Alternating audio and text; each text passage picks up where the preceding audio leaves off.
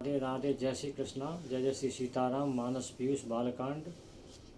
रघुपति महिमा यगुनय बाधा, बरनब सोई बर बारी अगाधा।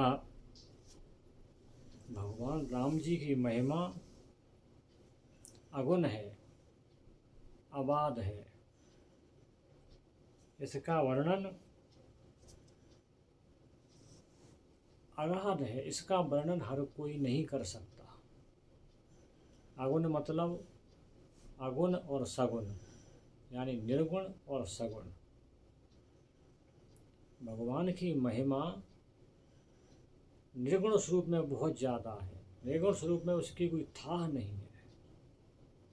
उसका वर्णन करने का मतलब क्या है कि अगाध जल को नापना कि कितना जल भरा हुआ है। वैसे बाबा तुलसीदास जी सगुण के उपासक हैं, भगवान श्री राम के उपासक हैं, लेकिन यहाँ वो ये कहना चाह रहे, ये बता रहे हैं कि सगुण रूप में तो हम देख सकते हैं कि कैसी मुस्कुराहट है, कैसी भगवान के नेत्र हैं, कितने सुंदर लग रहे हैं, श्याम वर्ण है, कैसे वस्त्र पहने हुए हैं, कैसी माला पहने हुए हैं, ये देख सकते हैं। तो वहाँ पे एक लिमिटेशन है, वो अपन बता सकते हैं कैसे से लग रहे हैं। लेकिन जो निर्गुण स्वरूप है, वो निर्गुण स्वरूप की तो कोई विवेचना कर ही नहीं सकता है। उसकी तो व्याख्या अगाध है, अबाध है, कोई उसकी व्याख्या नहीं कर सकता। निर्गुण की क्या व्याख्या करोगे, कैसा लगता है? रूप ही नहीं है तो बताओगे कैसा कैसा लगता है। निर्गुण तो हर जगह विराजमान है, पत्ते में, फूल में, पानी में, धूल में, मिट्टी में, हमारे हृदय में, वायु में, हर जगह विराजमान है निर्गुण। तो निर्गुण की व्याख्या कोई कैसे कर सकता है, और सगुण की व्याख्या हो सकती है।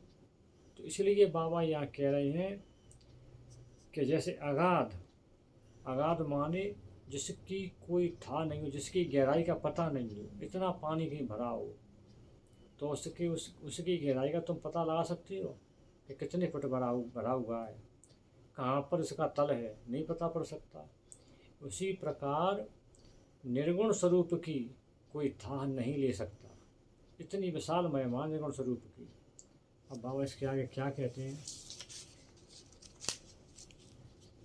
राम सीय जस सलिल सुधा सम, उपमा बीच विलास मनोरम। लेकिन जब सीता माता और भगवान श्री राम का मिलन हो गया तो उनकी जो छटा है वो इतनी अच्छी है कि उस जैसे उपमा और विलास के बीच में कोई वस्तु आ गई हो तो कितनी मनोरम लगती है। जैसे कि राम जी और सीता जी विराजमान है तो उनकी छटा इतनी सुंदर है कि उसका वर्णन करना नामुमकिन है। जैसे अमृत का सुधासम, अमृत के समान। अमृत का कोई वर्णन कर सकता है कि अमृत कितना गुणकारी है? अमृत तो बहुत गुणकारी है। तो उस प्रकार जब भगवान राम और सीता जी पुष्प वाटिका में एक दूसरे को देख रहे थे तो देखते ही रह गए, देवता भी देखते रह गए, पूरी दुनिया देखती रह गई कि देखो प्रभु श्री राम का और सीता मैया का मिलन हो रहा है, एक दूसरे को देख रहे हैं। तो वो छटा देखने लायक थी। जब उनका विवाह हुआ, पाणिग्रहण संस्कार हुआ तो सब देवता जनकपुरी में आकर विराजमान हो गए उस विवाह को देखने के लिए। इसीलिए रामचरितमानस में पुष्प वाटिका का वर्णन और भगवान श्री राम के विवाह का वर्णन सबसे प्रमुख वर्णन माना जाता है, सबसे बड़ी कथा मानी जाती है। उससे बड़ी कथा कुछ भी नहीं है। बिना सीता मैया के भगवान श्री राम अधूरे हैं और बिना भगवान श्री राम के सीता मैया अधूरी है।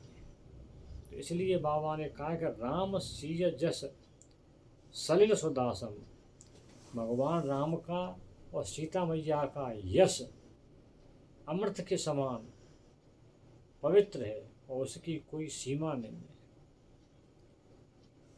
जैसे विलास क्या होता है, विलास माने होता है आनंद, और मनोरम माने सुंदरता। सुंदरता और आनंद के लिए कोई उपमा, दूसरी उपमा नहीं दी जा सकती, उनकी उपमा वो स्वयं ही है। इसी प्रकार भगवान श्री राम और सीता मैया के प्रेम को, उनके अद्भुत सौंदर्य को, उनके अद्भुत गुणों को किसी उपमा के बंधन में नहीं बांधा जा सकता।